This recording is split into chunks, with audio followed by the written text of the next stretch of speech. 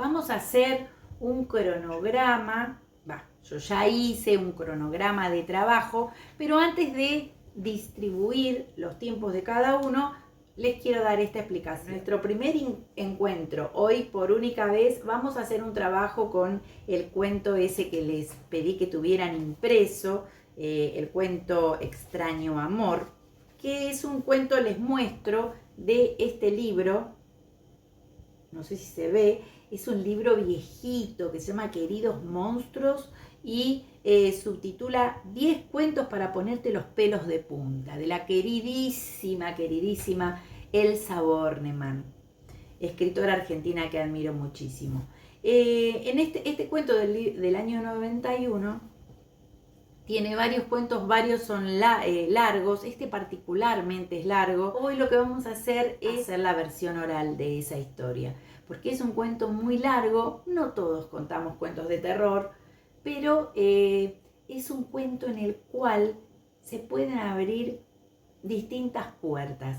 No sé si es exactamente un cuento de terror, pero tiene las características del cuento de terror desde el momento que hay una información que uno puede ir dando en forma parcializada. En realidad, la escritora, desde lo literal, da como mucha información y mucho detalle. Esto se debe a que el libro está editado en una colección que acá dice a partir de los 10 años. Entonces, yo creo que los textos están pensados para que niñas de 10, 11, 12 años accedan fácilmente a su comprensión. Pero bueno, después vamos a hablar de eso. Entonces hoy vamos a hacer primero eso, una especie de laboratorio donde yo no soy la única que voy a opinar acerca de qué hacemos, cómo haríamos la versión de esta historia. Pero después, tal vez, en alguno de los cuentos que ustedes elijan, si quieren contar esta historia, pueden elegirla o no. Yo la usé como material de laboratorio porque me parece que tiene mucha tela para cortar en ese aspecto. Además de eso, yo les hice una propuesta de un grupo de textos que en realidad a esos textos les voy a sumar 3 textos más, porque mi idea, mi propuesta es que al cabo de estos 4 encuentros ustedes tengan armados, terminados y cliniqueados, como digo yo, 2 cuentos como mínimo, y si pueden ser 3. Si no pueden ser 2, si puede ser 1, está bien, bueno, paciencia, haremos lo que puedan, cada uno a su vez van a elegir primer cuento, segundo cuento. Pueden ser de la lista que yo les di o no. Esa versión que ustedes hacen del cuento la van a revisar 2 veces. La primera vez la van a contar en vivo, en la clase, como por ejemplo, Iris preparó su cuento y hoy por primera vez va a contar su cuento. Entonces, en el momento de clínica, vamos a hacer clínica con su cuento. Y en ese momento ella va a tener las observaciones sobre su cuento. Pero supongamos que a ella no le conforman, o mejor dicho, le sirven todas esas observaciones.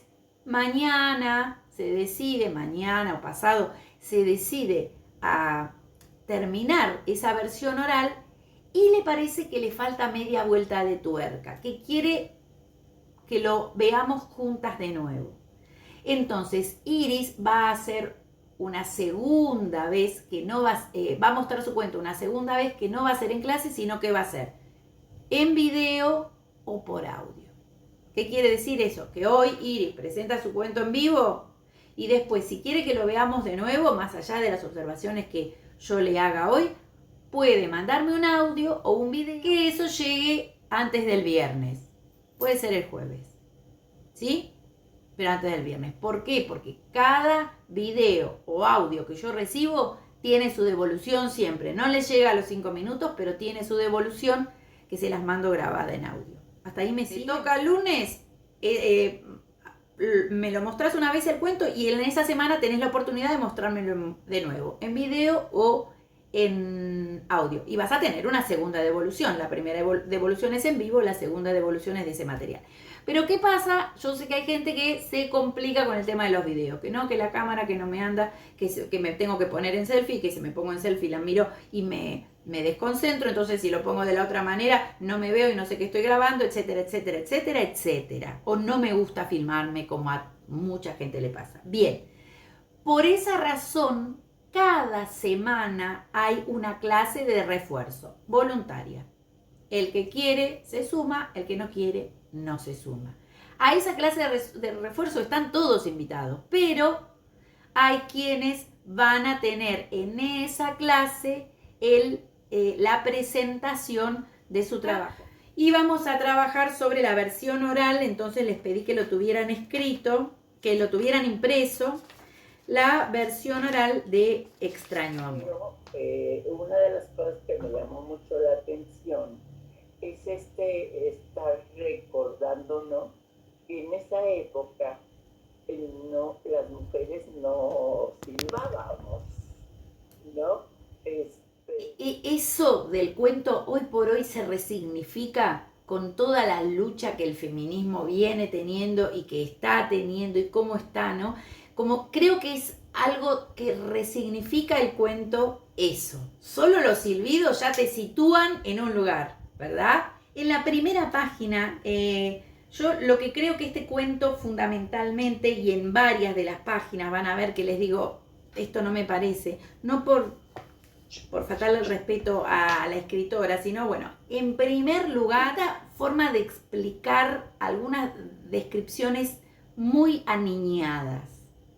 Entonces vuelvo a lo que les decía al principio, es una colección que está dirigida a niños a partir de 10 años. Busca que los pequeños lectores entiendan muy detalladamente, cosa que para la oralidad no voy a utilizar. En primer lugar porque no es necesario.